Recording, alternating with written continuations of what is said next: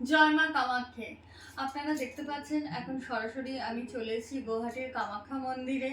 আপনাদেরকে ধীরে ধীরে নানান রকম ভিডিওর মাধ্যমে আপনাদেরকে দেখাবো। এর আগে আপনাদেরকে ফেসবুক লাইভ করে আমি মায়ের মন্দিরে চূড়া দর্শন করিয়েছি। আপনারা যে যেখানেই থাকুন না কেন, যারা আসতে পারছেন না, আপনারা জানেন মায়ের চূড়া দর্শন করলে মায়ের দর্শন করার সমতুল্য ফল পাওয়া যায়। এবার আসছি অম্বাপচী তিথি নিয়ে। অম্বাপচী তিথি কি এবং কখন লাগে এবং আমাদের এই সময় কি কি করণীয়, কি কি আমরা করব এবং কি কি করব না, এটি নিয়ে আপনাদের সামনে আমি পুরো ভিডিওটি বলবো।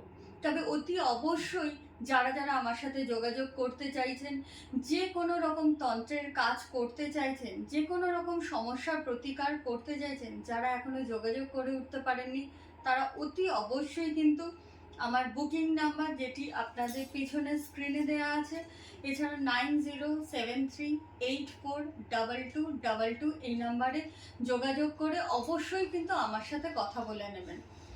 এবার আসছি অম্বাপচী তিথি।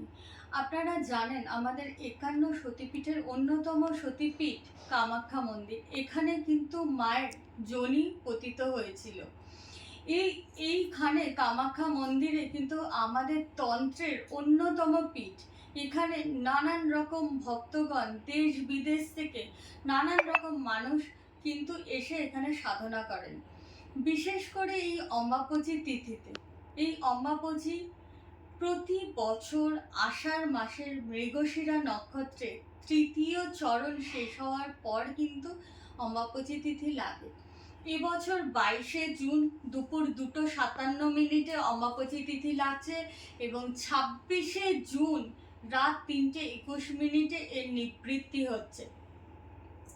এবার যারা যারা আমার কাছে জানতে চেয়েছেন যে মা এই সময় আমরা কি করলে আমাদের মনের ইচ্ছা মায়ের কাছে নিবেদন করতে পারবো, বা সকল সমস্যা থেকে বাধা থেকে আমরা বেরিয়ে আসতে পারবো, বা যারা অর্থ কষ্টে ভুগছেন তাদের জন্যও আমি আজকে এই বিশেষ টোটকা।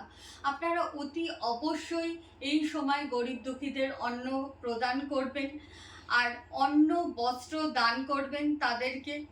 আর যেটি করবেন না, অতি অবশ্যই এই সময় আপনারা কোনো বাড়িতে শুভ কাজ করবেন না, বা কোথাও খুব প্রয়োজন না হলে কিন্তু বাইরে কোথাও শুভ যাত্রা করবেন না, কোনো মাঙ্গলিক কাজ করবেন না।